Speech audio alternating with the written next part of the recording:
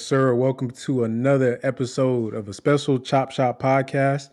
We are doing a live pod for the culture. And today I got my main man, Space Ghost, with me. What's good with you, bro? You know how we do it over here at the Chop Shop, man. I'm ready to get it popping, like always, fam. Let's get it. Yes, sir. So for the audience, like this is a little different than what we normally do. So y'all about to get a behind the scenes uh, uh peek at like our podcast. So we're gonna do a podcast live on on YouTube. Then at the end, we'll take some questions for you guys. Then we'll re-upload the video for the people that missed it on our regular video feed. So if you got questions, just put them in the chat. Obviously, today we're going to be talking about the NBA All Rookie selections, and this is going to be coming up probably within the next few weeks about who gets voted on the first team, second team, all rookie selection. If you guys remember last year, Jalen made it to the first team. He started off kind of shaky, but he had to go supernova. Like, dude was flirting with Allen Iverson and Jordan type records to even get there. So we know it's not easy. And this year, this class of rookies to me has been, even though they don't have as like the high end players, I think as a collective, they got some good, a deep class of players that actually lend into winning basketball for and just playing good basketball for different programs. So so we're gonna get through it. How we gonna do it is I have my teams, my first team, my second team. Space has his team, his first team and the second team. We'll go through each player. We'll see where they land. We'll talk about each player. We'll debate it. If y'all disagree, let us know in the chat. If y'all agree, let us know in the chat. So we'll see. But you can, if you want right now, you can post in the chat for everybody to know. Post your first and second team, or we'll do second team first. So you can name your 5 second team players, and we can see if it matches up with what we got. So Space, I'm gonna let you rock with this first. Okay, so this is an All NBA team, and this is not positional. I think it's just 5 players on each team. I don't think positions matter for this. If it was positional, it'd be a lot harder. But it's just the 5 best players on each team. So, Space, who's your first player that you got Um, for the second team? I'm gonna go with Jalen Ivey, my first one. I Jaden got Ivey. Jaden Ivey, Okay, and what do you like about Jaden? I think he's everything you want in a off guard, fast, good passer. Um, he not really a good defender, but you don't really have to ask for that from him too much if you got the right pieces around him. Like they went and got your boy from Golden State, and they got Jalen Duren and Jaden Ivey. He's explosive. He's a good passer. He can see the court when he want to see the court. I think he get a little tunnel vision sometime with like all athletic fast guards do, but he's been up and down, which is expected as a rookie, and I think he's deserving to at least be on the second team this year. Yeah, some people would argue that he could be on the first team. I think if it was like positions, he probably deserves to be like the first team guard on there. But it's to me because it's not like the positional players and it's just the best players. I think I would agree with you. I have him also on my second team. Jaden, he's averaging 17.7. The field goal percentage is really bad. Like he's shooting 38% from the field, and that's worse than Jalen ever was last year. His 3 points aren't that bad, 34%. But that field goal, definitely for a player that is going to have the ball a lot in his hand. You don't want a guy shooting that low. One thing I will say about his game is that he does remind me a lot of Jalen Green, in the fact that his game is at the rim. Like right now, that's what he's doing, using that athleticism. And I see a lot of similarities between him and Jalen in that he's sometimes uncontrolled when he gets downhill to the rim, and that really does impact his finishing at the basket. If you see what Jalen's doing now with the growth that he has in the second year, he can kind of pace himself. I don't know if y'all remember, we used to always say like Jalen would just go in there like 100 miles an hour, just throw his body up there and just like pray for the layups to go in. So I think definitely Ivy is somebody that is going to improve next year. I'm really high on him right now, and I definitely see him kind of adding to the Pistons. Now, let me ask you this, bro. Before we go on to the next person, for the Pistons, talk about them real quick.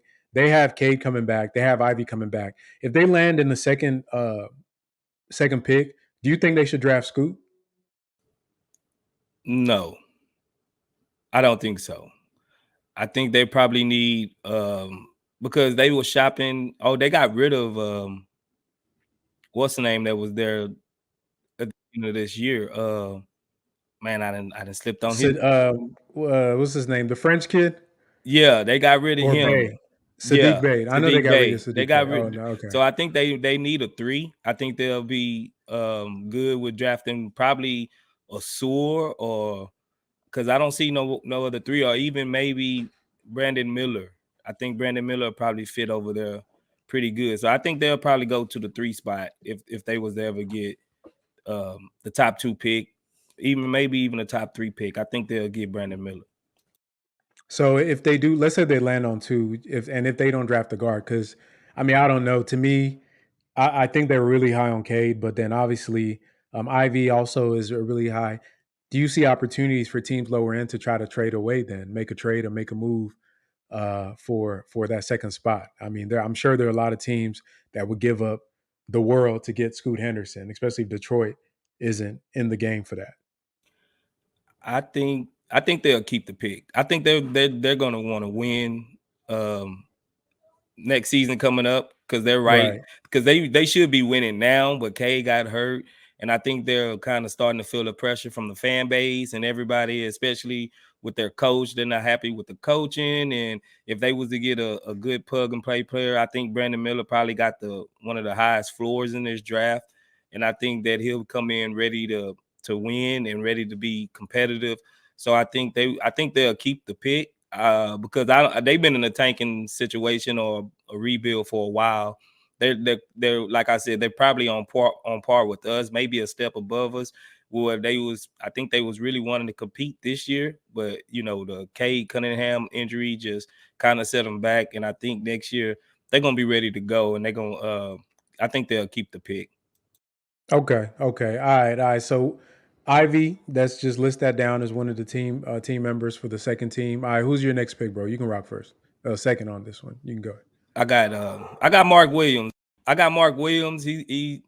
He's don't get enough shine, I think, over there in the Charlotte Hornets, but I think he's what you want in a rim protecting, rim running type big, to where he's valuable enough to where he would come in and he'll be serviceable. He can rebound. He can clog up the paint. He can hold bigger bigs. He won't get punished down there. And I think he had an impact, but just like on our team, how much impact can he have when they're tanking or they're losing as well, and they trying to get Wemby or Scoot or whoever? I doubt if they get Scoot since they have Ball, but um, Mark Williams, he's a legit player that I think he can pan out to be not all-star level or anything like that, but he could be very very so serviceable like a Nerlens Noel or somebody like that in the league. Um, I like what I seen from him when I have watched him, to where he don't put up gaudy numbers, but I think one game he put up like 20 some points, 15 rebounds. So you can see the potential in him to be very good. And yeah, I got Mark Williams, bro. Yeah, I think that's a good pick. I don't have him on my second team, man. The reason I don't have Williams is because, if you remember a lot to start the season, he didn't play a lot of games, right? And obviously I know he's a very talented player. I know there are a lot of people that are really, really high on him. But one thing to your point, as far as how good and impressive this dude's been since the All Star break, man, he's really just kind of putting it together. And right now, he's averaging 11.2 points, which is not a lot, but you look at the rebounds, 11 and 10. So he's averaging a double double.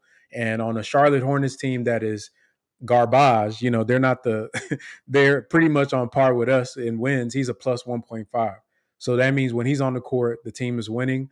I think that's a good pick, bro. That's a good pick. I just didn't have him on there. To me, like kind of a little bit too late in the game for my liking as far as what some of these other guys are doing. But I think that's a decent pick for him. For me, I'm gonna go with for my next guy. I gotta go with since we're gonna do bigs. Let me get my other Piston out the way, and I'll go with Jalen Duren. And I really, really like Duren because obviously I know like Uncle Mike on Twitter is super high on Duren with his physical measurables. The dude's built like uh, Calvin Johnson that's like 280 pounds of pure muscle. And I just you see the impact that he has as a player, as a rebounder, a guy that can block shots. He's a great pick and roll threat. He can pass a little bit. If you aren't really watching him, very skilled. His hands, he's snatching rebounds out the air. I think for the Rockets, a guy like that is probably the archetype of the type of player we need on the team to really solidify what we got going on. And yeah, I really think he's a great player. Since the All-Star break, this dude's just been, he's been. I think he's missed a couple of games, but he's been pretty steady. He's averaging 10 points. Another guy that's almost up to 8.4 rebounds. He's getting about a block a game. They don't really play him that much because I don't know what the Pistons are probably in super tank mode. But you really got to see some flashes. I think he might have had a 20 and 18 game or something like that. So I really think they're doing good over there in Detroit with the talent. I think they're on par with us with having some great players on their team for that. So who you got next, bro? Who's on your second team next? I have Walker Kessler. Now, I think I Okay. think I think Walker he really was on my brain to where he can probably be on the first team. But I think he is a component of the Jazz. Was trying to win early, and he can put up some numbers. He's very long and athletic. If you watched him with Jabari, he is a legit rim protector, a legit rebounder. He can do what a big have to do. Like I wouldn't say Nurkic, but he kind of stuck out to me like a Nurkic type build. But he plays a little bit better defense. He knows how to get body positioning. He knows where to be on the court. He's playing with some sound veterans that have taught him, a little bit about the game and how to use his angles and how to chase down blocks and do certain things. So I got Walker Kessler, man.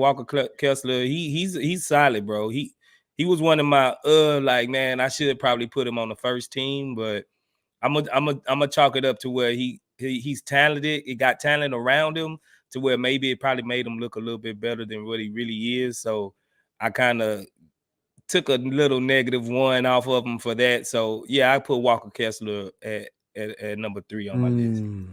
Yeah, man, I ain't gonna lie. I do not have Walker on the second team. I just think that he is. I mean, if you see the comps that people are drawing on him, as far as what he's doing defensively, I mean, the dude since the All-Star break is averaging almost 3 blocks. I definitely have him on my first team, so that's one of the guys that we do differ on. But just to talk about him, I mean, obviously he's an impactful player. There have been some well respected like NBA analysts that would say that he's damn near doing the same thing Rudy Gobert would have done for that team, and which is kind of crazy that they gave up the whole world to get him. And it is what it is with that. I'm gonna go with my guy next that we have on the second team before you get yours. And the person I'm gonna go with is Jeremy Sochan. And a lot of people ain't really paying attention to Jeremy Sochan, but he's quietly having a very good rookie campaign. And what it looks like is that, like, for them, because they're tanking so much, it's kind of like the same thing with some of our guys, like Tari. Is like you don't get a lot of shine on a bad team that's that bad, but you put what Sokan is doing on any team, man, he'll be getting all the love from the NBA. And the dude is just like he is like he is almost like Tari Eason, but a little different. He's more controlled. I'm not gonna lie, but yeah, I really really like him. Low key post All Star break, 16.9 points, 47% from the field. One thing he sucks at is shooting threes. If his 3 point percentage gotten better, you're looking at a potential all defensive type of player. He's a plus point three, which people will be like, man, damn, da da da. But you got to think about it. The Spurs I think they broke the record for most 30-point losses or something stupid like that in a season. So for a dude to be a 0.3 on the team as bad as the Spurs have been towards the end of the year, then I think he's really, really, really, really impressive. So yeah, I'm gonna go with Sokan. Show San Antonio some rare love with theirs. What do you, if you like, what do you take away from his game, like when you watch him play? He actually is a little bit better than what I expected him to be. He, especially if you've seen him in the Rising Stars game, he was excellent in that Rising Stars game. I like what he brings to the table. I like you said, he's not a great shooter, but I think that can come because his form is just not out of whack. Just look like he's a little too strong. He kind of remind me of a Dennis Rodman with the Spurs, and he fits in and does that role very, very good. I think if he can get his IQ a little bit up a little bit, which under Pop, I know he probably is. And he wasn't getting a whole lot of opportunity to start the season because he started off hurt as well. So I haven't watched a whole lot of him, but when I have watched him, bro, he's legit. He is legit. I think he can be a all borderline all defensive team player, maybe a second team one day. But yeah, I like what I seen from Jeremy Sochan. He's good, bro. He's good. Facts. Your go, your pick. Okay, I gotta roll with Ben Mathurin. Now I know a lot of guys is probably Woo. gonna get on me because at one point in time he probably was one of the better rookies in his class this year. But we seen he kind of had a down tick since the beginning of the season. So yeah, I got Ben Mathurin as my fourth pick on the second team. He was another borderline guy that I was like, man, maybe I could put him on the first team and get away with it. But being mad, man, he can do a lot. He's like that Swiss Army knife type of guy. He can shoot, he can pass, he can get to the rim when he want. He got a big NBA body. He's just a good player, man. He is a good player. I think he's gonna be solid here on moving out. So yeah, man, I had to put him on my second team. I had to put him on my second team. Don't come from my head though, because I know he's been very good, and I gotta, he's a rookie, so he's gonna have his ups and downs. So yeah, I put him on my second team, but I rock with being Matt. I rock with him. Yeah, so another guy that I do not have on my second team, because of all the reasons that you laid out why he's like such an impactful player, um, pretty much was in the standing for as a six man of the year until he got hurt. So the injuries really kind of impacted his play over the past few games, and but still he's second in his class in scoring. So that's something to be said. And the crazy thing about right now, like with the scores he's putting up, he would, if he was in Jalen's class, he'd be the top scorer in that class. And this is a guy that's coming off the bench. So imagine this is what I do for Benny. The reason I really like him is that I imagine that if a guy like Jalen Green was coming off a bench somewhere, he'd probably be maybe around the same, maybe slightly less points than Benny Mathurin. I know people are really high on Jalen as a scorer. I'm really high on Benedict as a scorer because he already has the body of an NBA, like a pro. This dude's built like a 4 or 5 year veteran. He gets to the free throw line like a pro. That's one of his like superpowers that really allowed him to be able to abuse a lot of the defenders that would try to guard him. Now, one thing that I would knock him on, even though he's not on my second team, is that he's kind of, his game is very like limited as far as everything else. Like pretty much all he do is get buckets. Like all the dude do is he get buckets. He ain't trying to pass the ball. I would like to see him kind of expand that out for him to be more versatile. You know what I mean? So that's definitely, so. I ain't mad at that. I ain't mad at you putting on the second team. It's arguable. It's arguable for that. Okay, so you went with Mathurin, so I guess that's my turn. I'm gonna do my first Rocket on the second team, and damn it, I'm gonna go with Tari Eason, bro. I'm gonna go with Tari Eason, and the reason I'm gonna go with Tari, and damn it, the reason he's not on the first team is because Coach Silas didn't give this guy enough minutes for me to really feel comfortable putting him on the first team with some of these other cats. Because to me, everything Tari does is just winning.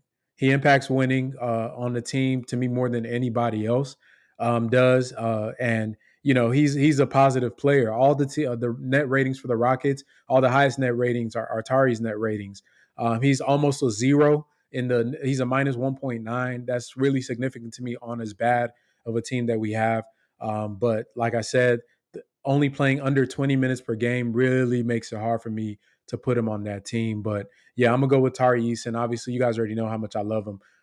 He's just everything. I think his upside is going to be really, really high, and you can kind of see him playmaking a little bit, doing a little bit of one-on-one. I think if you can refine that and clean up some of the tunnel vision and transition, you got yourself a really solid starter, potentially a player that could be maybe a borderline all-star level impact player in the future.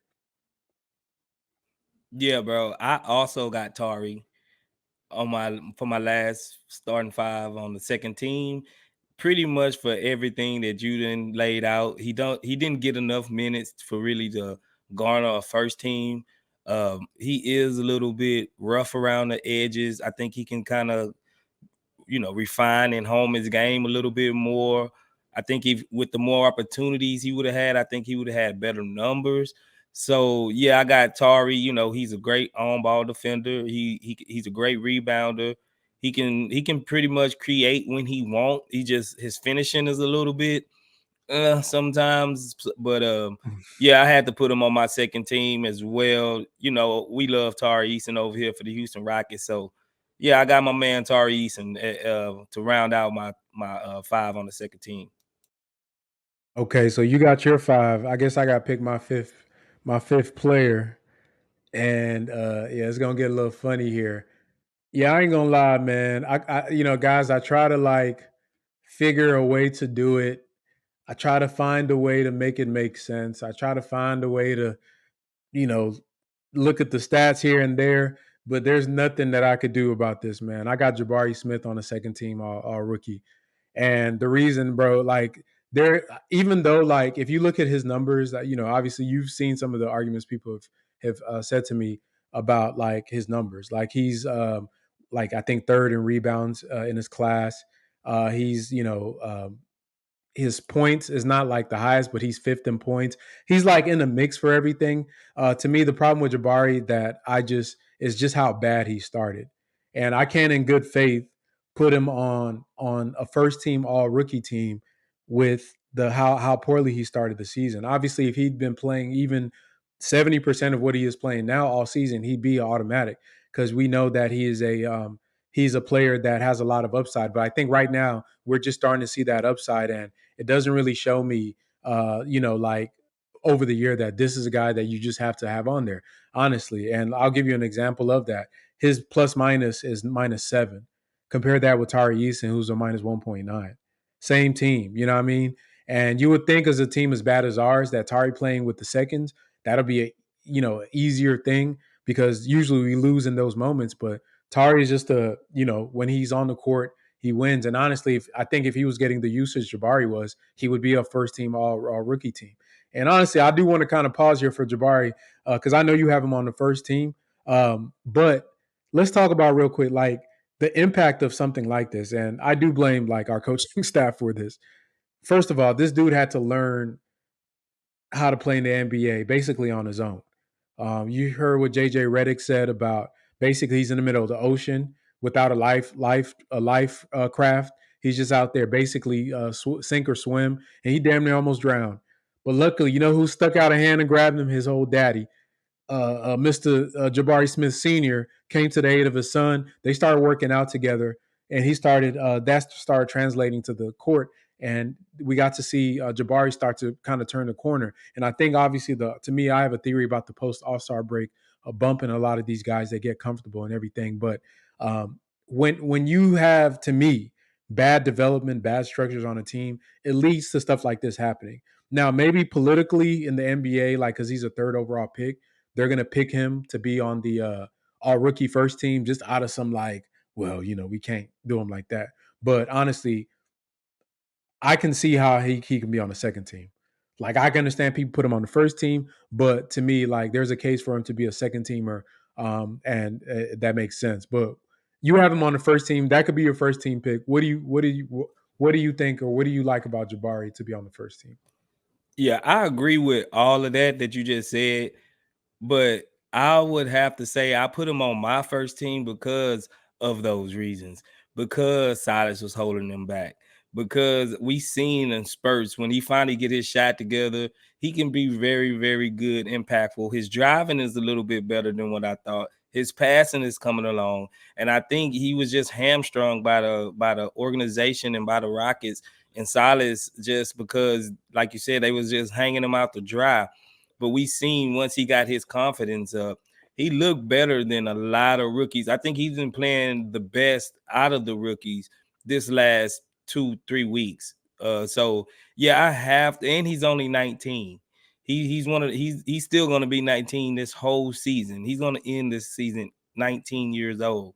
He's the youngest rookie on the list, pretty much. And I just think I gave him a notch up in potential because we see the potential. I think he got the greatest potential besides maybe, the usual Palos and maybe even like Jalen Williams or somebody like that. But I had to put him on my first team because I mean, I'm a little homer for Jabari. I'm not gonna front. I'm a little homer for Jabari. I like everything that he brings to the table, but I think he have been hamstrung by Silas in the organization, not giving him, a life raft, like you say, to just let him. They were just letting him sink, man. And I'm glad that his pops took him under his wing and got him going in the right direction because it was looking bad, but we see what he can be. I gave him a bump up on the first team because of potential. Yeah, I mean, I ain't mad at that, but and you could see like obviously he's been turning the corner. If you look at his class right now, like he stands out. Like this dude is efficient. He's doing all the stuff that you would expect a player of his caliber to be doing. The guy that was drafted third overall, post All Star break, Jabari right now averaging 14.6, so damn near 15 points, shooting 45% from the field. His 3 pointer is still kind of hit or miss, just depending on what it is. There's been stretches where he's been up in the 40s, but if you look at it just overall, it's still just right at above 32%. But he's definitely, improved a lot. Like the game against the Knicks, this dude was hitting all sorts of shots. He was getting to the basket, getting to the rim, dunking on people, passing. They did some short roll actions with him. I mean, you get to see like the versatility. The defense is still coming along. I think he's a much better team defender now than he was to start the season. And it's just flashing everything that you want him to see from him. But yeah, to me, like I understand giving him the bump. What Mike terms a Silas tax, because yeah, this is a continuous theme for our guys on our team.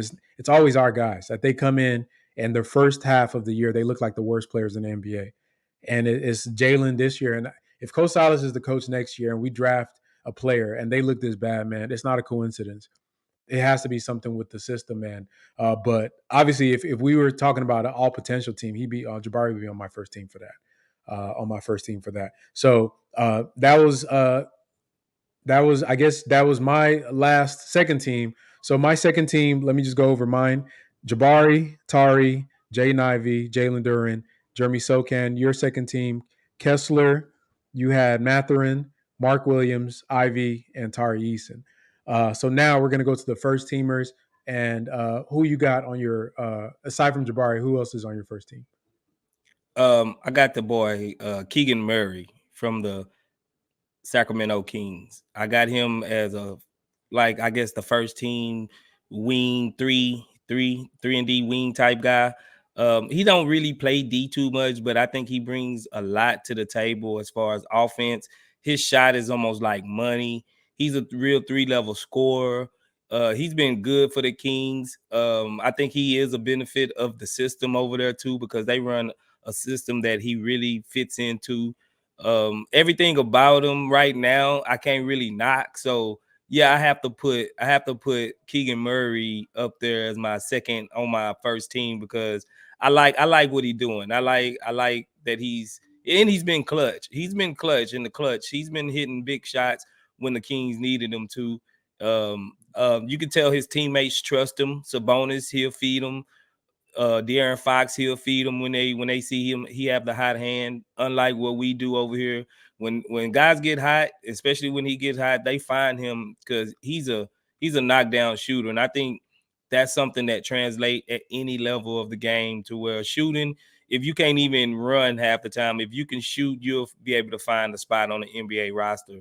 And he's probably been the best long distance shooter out the whole rookie class. So I got Keegan Murray. I'm gonna rock with Keegan on this one. No, that's he's also on my first team sniper. He is a bit older than a lot of the guys, but to me, age ain't nothing but a number. Not to quote, but I mean, a lot of people don't this rookie. He's 20. I don't care, bro. Like you can't tell me that a guy that's like 21 or 22 can't play 15 years just like the guy that's 19. Hell, a lot of these guys don't make it past 3 or 4 years. So I don't care what age a rookie is, as long as he could play and he's on a rookie contract. And Keegan is he's like you said, he's a great player on a winning team. And to me, that definitely deserves first team all rookie votes. They're the Kings team that's turning around. He's a big part of that, of what they're doing. And yeah, like he's a sniper, bro. This dude is on pace to break the all-time rookie record for 3 pointers made, and that's really a majority of what he does for the team. And I love the way the Kings use him in different actions. Like if he was on the Rockets, he'd be standing in the corner, like just waiting for shots. I wonder what his 3 pointers would look like. I know damn sure won't be about to break no record, but the team the way they play is with a lot of movement. He's pretty much like their version of Klay Thompson. Like to him and Klay's game, the movement coming off of screens, off of curls, off of pin downs, running baseline to baseline, transition threes. We've seen it in person, him go off on us. You can't cheat off of him. And, he's not a great defender, but he's decent enough and he tries hard that within the context of a team that's smart, he fits. So it got me curious, bro. Like, low key, I'm looking at he got a little bro. I don't know which one's older, but Chris, I would look if the Rockets, if that shooting is like a genetic thing, like with the Curry brothers. Hey man, you might need to throw one of them later picks at see if we can draft the other Murray, the twin brother, because right now we lacking a lot of shooting, bro. That is one of the things that we definitely look at into the draft. So yeah, definitely agree with you on that. We both got him on the first team. Who's your next guy? I got your boy Jalen Duren on my first team. I just like I'm Man. like Uncle Mike. I'm like Uncle Mike. I like everything about him. He's like one of the. I think if I'm not mistaken, he was like the second youngest rookie this year behind Yeah, Jabari. yeah. He's a very very young guy. He already have that body filled out. He can post you up. He can rim protect. He can grab rebounds offensively and defensively. He's what a real big man is supposed to be. He got that body almost like Karl Malone-ish. The dude, he got big guns, big elbows. He can clear out space. You can't body him up. I like everything about Jalen Duren, bro. And I think him and Wiseman, they've been running some actions between them two to where he is a smart enough guy, got an IQ enough to play with another big. And I think that's always a plus when you're a big guy to where if you want to go real big, you don't have to bring him, somebody off the court to substitute him that don't have the IQ or speed or something like that. He can stay on the court at all times, bro. And I just like everything about him, bro. Like I really wish we could have probably had got him. We probably wouldn't be having a lot of these conversations right now about our defenses, how it stink up to high heaven because we don't have a true rim protector. And Jalen Duren, I think he garnished enough. Like I said, it was tough between him and Walker Kessler, but I think he got enough offensive game to where he can be real effective, bro. So I have to give him that nod over Walker Kessler to be on the first team. So I got my boy Jalen Duren. All right, I had him on the second team. I do love his upside, and to me, yeah, he's definitely the prototype. And they're bringing like him, and my guy is going to be Walker Kessler. I spoke about him earlier. Duran and Kessler and Mark Williams and this class of centers really is starting to bring back, because if you remember, it was centers were dying in the NBA. This was a couple years ago. Everybody wanted to play small. This was really a lot of stuff that Houston and Golden State forced on the league, was like making that archetype extinct. That was the thing. Everybody's going away. Then Embiid, Jokic, Giannis, all these, even Brook Lopez to a lesser extent, you get this influx, bam, of all these big men, bringing it back to being skilled and having this skill set. And then now it was like, well, you can't be the Clint Capella type of center. We need guys that can pass, shoot, this. And then slowly but surely, you see that the NBA is getting back to like, hey, can you protect the rim, dog? We just need you to just block shots. And can you just run and dunk, do a lob? And to me, like the game, it ebbs and flows every kind of season. There's going to be different player archetypes, but you always, to me, every roster has to have a Jalen Duren or a Mark Williams type of, whether they start or don't. You need one of those guys on your court because, like for example, the Houston Rockets. Um, I'm a big Sengun proponent, and I think hopefully in the future Sengun's shot gets well enough where he could play with next to one of these guys. But if we're trying to win games, we can't have our our perimeter defense be so bad and then have no back end protection as far as like a rim, like somebody that's a rim deterrent or like an elite shot blocker. Those two things don't fit. So I think the Rockets have to come to some form of like realization. They got to pick one. If they want to win games next year, either they got to address having a lockdown rim protector that could help with the bad defense from the perimeter players, or they got to improve the perimeter defenders. And that takes us, and we'll save that for another podcast, but that'll take us everywhere. Were we talking about Jalen Brown? Are we talking about getting a backup center or starting center? Are we drafting it? That could take us everywhere. But I think at a minimum, bro, like we have to get, why not both? We have to get some perimeter defenders and a rim protector, like at minimum. What do you think? I agree wholeheartedly. And I know, shout out to my boy James Piercy, man. He's been preaching this for the last 2 years that we're not going anywhere without a legit rim protector. And the more and more I see us play, even if we play sound, enough good perimeter D, we always weak down low. Either a big killers or guards go in at will, and we have nobody there, like literally nobody there to stop them and impede them from just getting easy buckets. And I think that's a big key to why we are so bad. And we got to get one of these type of guys. We have to. So I agree wholeheartedly, bro, about everything you just said, man. We need to find one of these rim protecting bigs, whether it's lively or whoever coming out of the draft. I don't know if we're gonna be able to use that Clippers pick to our advantage, or maybe we're traded to get one of these type of guys, but we definitely need to get a rim protecting, rim running type big in here, like ASAP. Yeah, bro. One thing I'm gonna push back on James is his view was that you can't be a winning team with Alperen Sengun, and I've always told him Sengun ain't got to start, brother. Like he ain't got to start. Like that's the thing. Like to me, Ross, if I got a guy like Sengun that's doing what he's doing, and he can't play against Steph and Dame or some elite guards, bench him. Sengun, you're gonna go with the twos. You playing, 15 minutes that game, and there's gonna be some games where he's facing a skinny center that, oh yeah, Sengun, you're gonna eat today, bro. You playing 30 something minutes because we got baby Mobley or whatever. We want you to post him up and just punish him under. Dude's gonna get stronger. So that's my thing. Is that you can have both worlds, but back to our main point, you need that archetype. If you're not going to have like the Rockets tuck wagon lineup where it was all these elite defenders from 1 through 5, like locking down, and you got big, strong dudes like PJ Tucker playing the 3 and the 4, maybe Jabari and Tari become that in the future. And you got smart defenders at the point guard like a Chris Paul, maybe that's Scoot. You got a serviceable defender like Jalen Green who's shown flashes. And yeah, maybe you can get away with an Alperen Sengun, but we don't have that.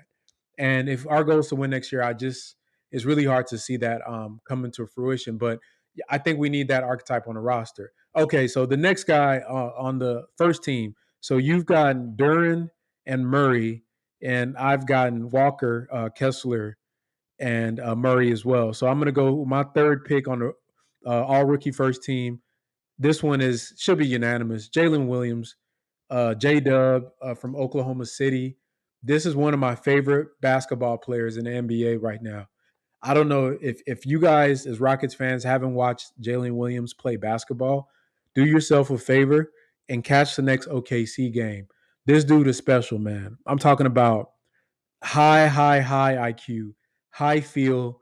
he plays like he's a 5, 6 year vet. The dude is savvy. He got a little herky jerky type of game. He remind me of James Harden. Like he got that like his shot selection is just old school, but he got the explosiveness of a new school player. He can shoot the three. He will dunk on you. Dude is hell of athletic, long arms. I think he like a damn near 7 foot wingspan. Can play defense. He's a clamp for as much as a rookie can be a clamp, and he's one of the reasons why OKC is in the position they're in right now, possibly making the playoffs outright or at least getting a play-in berth. But yeah, he is a some people have been saying that he has a chance to win Rookie of the Year.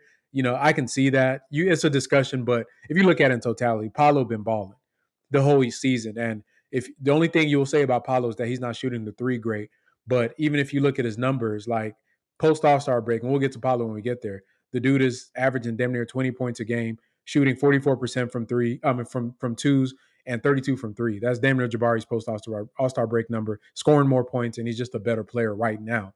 But Jalen Williams, yeah, man, love the kid, man. What do you think about him? Also, he's my number 4 spot on the first team. So yeah, I agree everything that you said, bro. Like everything, he's savvy. He can go inside, outside. He play defense. He's high IQ. He can see. He got court vision too to be I guess he's a wing, but it's like he looks like a He played guard. backup point guard. Yeah, he played Yeah, but backup it's point guard for like Shea sometimes. Yep. he's really got the whole package offensively, and his defense is nothing to sneeze at, man. Like the dude is a baller, and I hate myself for giving OKC so much credit for drafting these guys, man. And it's hurting every time I watch OKC, I be like, oh man, we're gonna have to deal with these guys, the next 8 to 10 years possibly. And Jalen Williams, I mean, that dude Jay Will, man, he's a baller all the way through, man. Like I really didn't see it coming. I didn't think I probably paid enough attention to him, earlier on in the season. But now, man, the dude is like figured out where he can get it at, and he gets buckets. He's just a bucket getter. Like you said, James Harden, I could see it, but the dude he's just a baller, man, and I like everything about him, man. I really do. So he is on my first team. He is my 4th player on my first team, all rookie team, and I just like everything about the dude. Just real quick, look at his stats post All-Star break. 18.6 points, shooting 54% from the field, 44% from three, 85% from the line. Sheesh. 6 rebounds, 4 assists. The dude is a bucket. 1.7 steals, bro. He's a bucket, bro. Like I said, Yeah. and his defense is nothing to sneeze at, man. He can get it done all the way around, man. What is OKC doing that we're not, bro? Like, what is it that these dudes they go up there? I know Coach Daignault, he's a lot of people love him. Hell, I've even heard people say that he could be Coach of the Year. And people like get caught up on, oh, these guys are young. Like, bro, I've never used that. Like, even to me, there's levels to like what a good is supposed to look like. On a young team, you don't have to be like the worst thing on earth and just use that as an excuse. Oh, our players are young. Our players are young. Like we can see players on other teams, coaches that are actually out here grinding and battling. I know they have SGA, but aside from SGA, even when he doesn't play, they're still good, bro. They're a good team, well coached. You can clearly see that across the board, their players improve from year to year, game to game, month to month, season to season. And they're all like dialed in on both ends of the court. These dudes out here in a playoff game, pretty much they've been in the playoffs for the past like 2 weeks because they're in that kind of jam pack with all those with the Lakers, the Mavs, or every game is like you could lose one game and be out the playoffs. You win 2 games, you damn near the 5th seed. So it's really unfair, man. I ain't gonna lie, because they don't have Chet yet. Chet would have been on this damn team with all these dudes. Where would he even That's fit? kind of scary, bro. That really is kind of scary though. If they can integrate Chet back into this, and Chet projects to be what we all think Chet can be, oh man, we need Wemby. We gonna need Wemby then for real, like for real. Man, that's I that think that they got is a culture. I think they got a culture. That's why I think between us and them, they got a legit coach that's not afraid to use his guys accordingly. They got a legit system. If you watch them, they're just not out there just playing around. Then they got a true point guard in your boy. True. Um, I'm slipping on his SGA, name. Not Giddy, SGA, Giddy. Giddy. I Yeah. think Giddy is the setup guy. Giddy, he really gets everybody in order, and he makes those passes that's like Steve Nash, like, you know, he can give him, put him in the pocket, he can bounce past him, he can throw over the head, he can clear, and he's what, 6'7", 6'8", 6'8", man. so Big he kid. sees over the whole defense. He makes that offense go, bro. And like Giddy, I think is the key. I think they have a Giddy and we don't, you know, and they got a system that Giddy can run and we don't. And it's really a lot. We're like night and day from them right now, bro. Yeah. As far as young, talented tanking type teams. I wouldn't even call them tanking, bro, because they They're outdid the not. tank. They outdid the Yeah, tank, bro. they out of it. They are showing the roots of like a team that's saying like, okay, it's time. Because when your team starts showing like that, you just got to go. There's no more tanking. They can't even tank no more. If they tanked, it'd be detrimental to them. And Dan Deach, I'm sorry, I have to. I know we're waiting for Chastity, and Dan Deach just said, "Amen Thompson reminds me of Giddy." Facts. I've been thinking about this, bro, because they have a lot of the things that I've seen and heard about Thompson is that he has a high feel for the game and like pretty much talented passer can make every pass, even though he's doing it against eighth graders. But I can see like the Giddy with athletic because he's about 6'7". I could see the Giddy with athleticism upside, bro. Like with that, I don't know, man. This draft stuff crazy. Like, I'm not talking about two. I'm screwed at two. Y'all ain't moving me, but at that three spot, if we did fall to three, man, wouldn't that Thompson give you kind of like that Giddy kind of player? Yeah, I mean, in the video that I put out, bro, I had him at 3, and I would not trade because I know a lot of people saying if we don't get Wemby or Scoot, trade the pick. No, I disagree. I think if we landed like we are, we landed in the top 5, we gotta take one of these guys. Brandon Miller, even if he's at the 5 spot and we come up to at 5, we gotta take Brandon Miller or Asur Thompson because I like Asur almost just as much as I like Amen. And I can see what he can provide if he was to come here, bro. Like, I really like Amen, bro. I really do. As far as Giddy, I think he can probably, well, I don't know. Giddy worked on his shot too.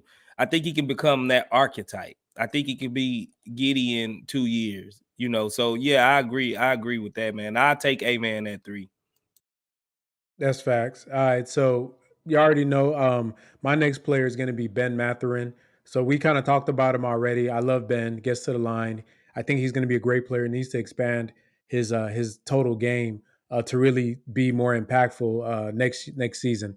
But they have a point guard there, so I guess he's not really incentivized to do so right now. But if he wants to get to that next level, um, got to be the thing. So I guess the lone player left for the team is obviously going to be Big Bank, your boy Paolo Banchero, former Houston Rockets in the summer that never made it to the team. Don't They hurt had me, this man Frank. eating steaks. Had remember the picture with what's his name? I forgot the guy's name on Twitter that posted the picture with him and Stone eating steaks at the restaurant. Yeah. Uh, Rockets got finessed out of that, got played. We showed a little too much love. To me, the gamesmanship was not there for Phil Stone with the draft. Like, you can't be taking the kid out to damn near go eat while the other people aren't even working for you. Tipping your hand a little too hard there, buddy. But Paolo is, like, to me, he's the prototypical number one pick. Um, he's special to me. Like, I watch him play. Even during February when he was shooting like 2% from three, never worried about him. Same thing with the Jabari thing.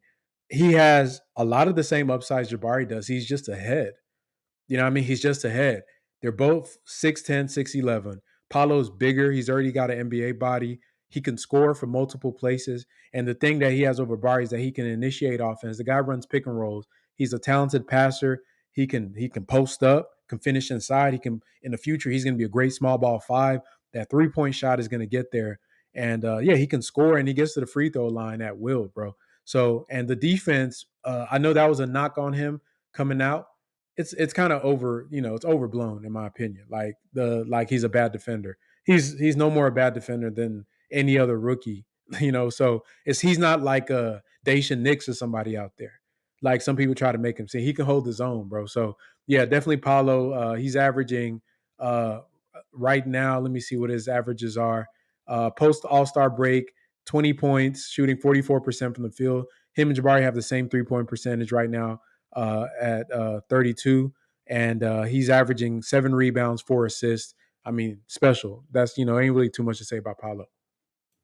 Yeah, like always, I'm gonna cap it off. I got Paolo. That was my dude way back in the summertime, man. I done made videos about him. I seen that he was special way back when. Even when all the smoke was coming out about Jabari, I still was like, I don't know. Even though I love Bari, I already told you I'm a homer for Bari, but I had to grow on Bari. I had to grow into Bari. But I seen Paolo being special from day one. All of we don't need another ball handler. He's gonna take away from touches from this and that. The dude is just a franchise type player.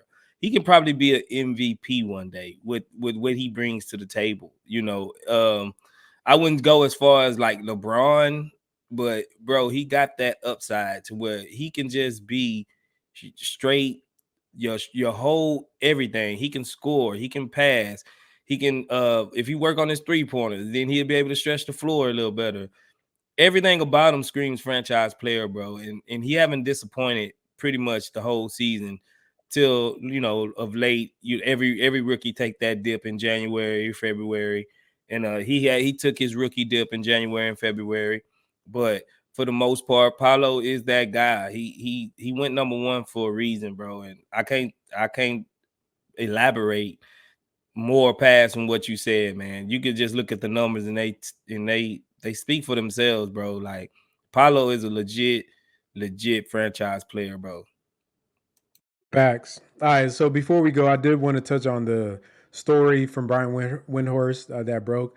I read the article about Jabari Smith. In there, in the original version that there's a little statement and I'm going to read the statement. This is the original version. It said it was a rare bright spot in a first season that has been light on wins. Houston lost 18 of 19 games at one point and 11 straight games during another stretch. Period.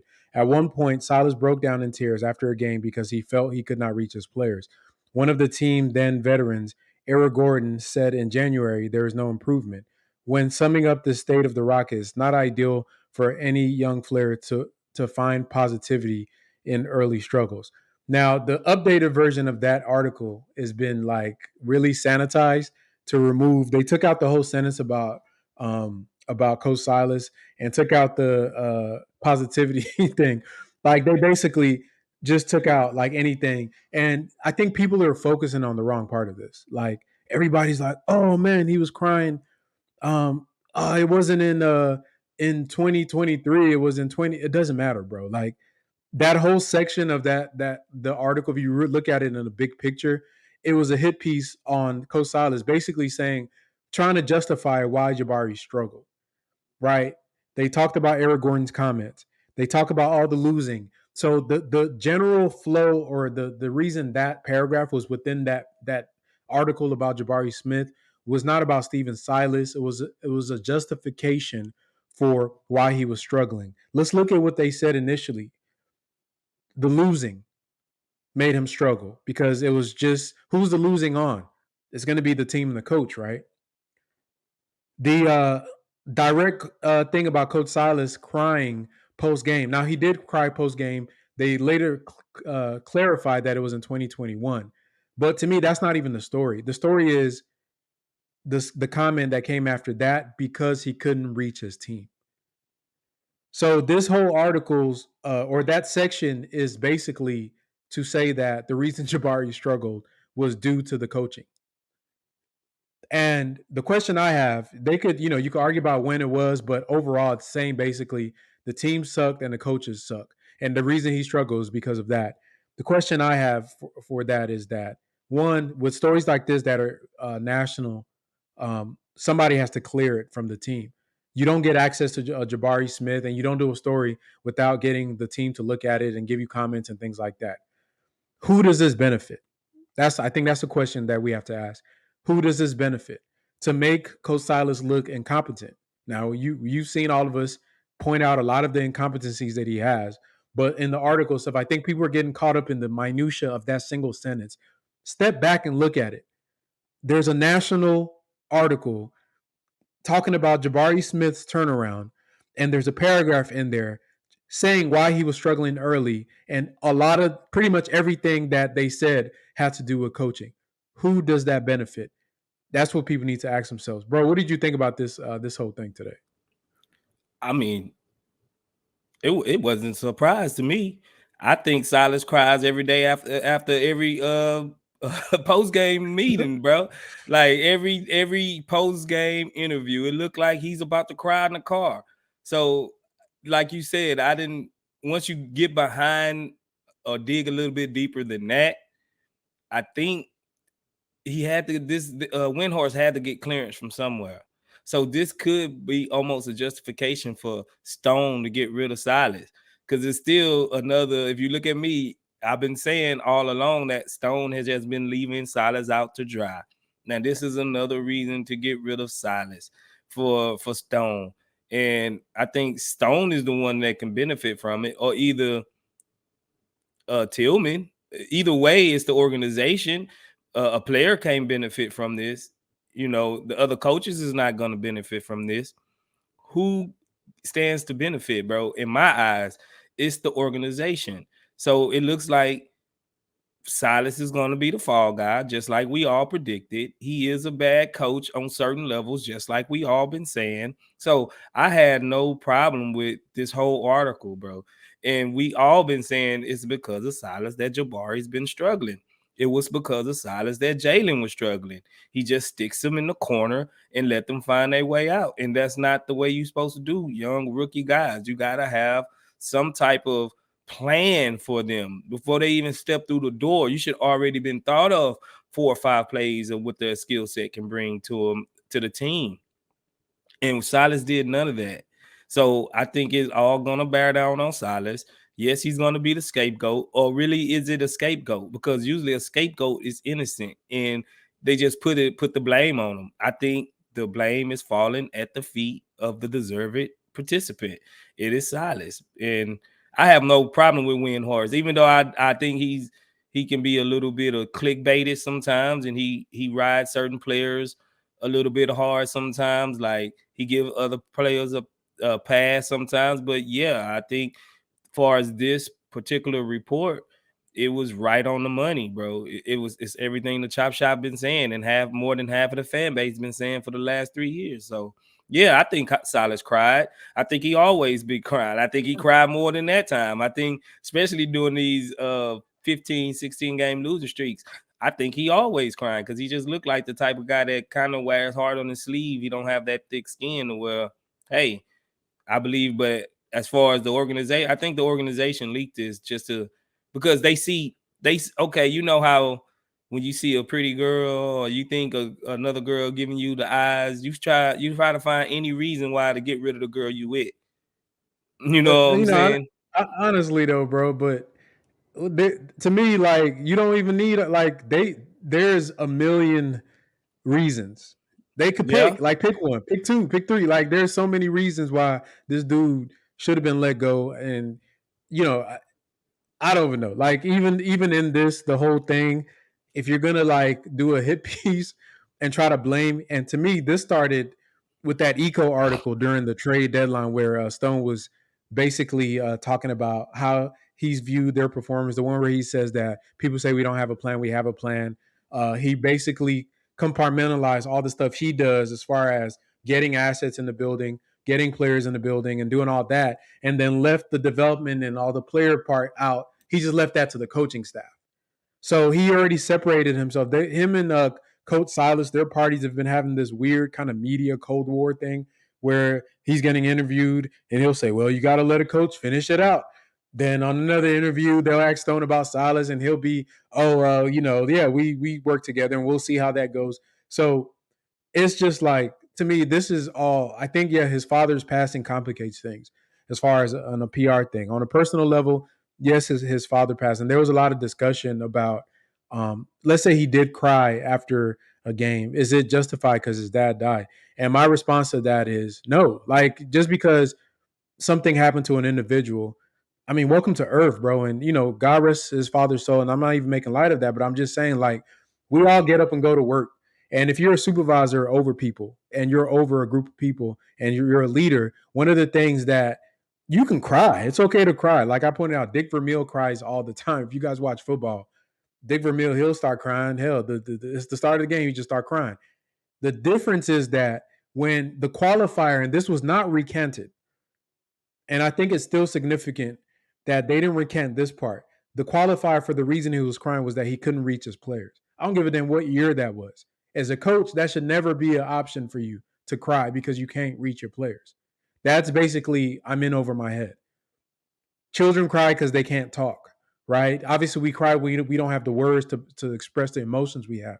When somebody's crying because they can't do their job, they can't. That's a cry for help. That's a cry that they really are overwhelmed in what they're doing. And to me, that in itself is like, what are we really doing here? What would that tell me as if I'm looking at you crying, like, bro, you crying because you just can't get through to these people that you're supposed to be managing? Then that tells me maybe you're not ready for this job as of yet. And I think that's what I took away from all of this stuff. And yeah, it's kind of a funny story. And people are, to me, they wrapped up in the wrong things. Twitter and social media, they get caught up in some. You got people writing like dissertations about Brian Windhorst. Bro, who cares? It's ESPN. They're gonna say stuff. If you believe what ESPN said, guess what? You do it all the time. If they released the all rookie team on ESPN right now because this happened to Coach Silas, you ain't gonna believe him. You believe him, right? So nobody should feel bad. You believe ESPN. Brian Yeah. Windhorst works it. Yeah, they were wrong. Okay. Like people trying to make people write petitions and stuff. Like, bro, just relax. Y'all relax. You had a reputable source have a story. They said it. People reacted to it, believing it because they're one of the largest sports marketers in the world. They were wrong, and that's it. Move on with your life. You don't have to write an apology letter to the whole world. It's just dumb.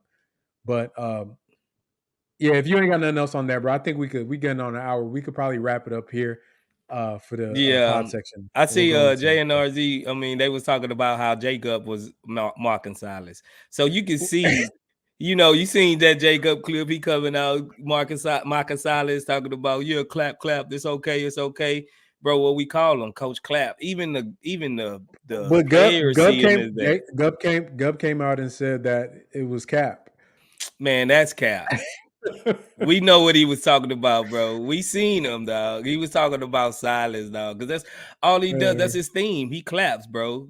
That was a shot at Silas, man. But he's lost the locker room, bro. Like, as far as, I think they still respect him, but I don't think they feel like he can lead them anywhere.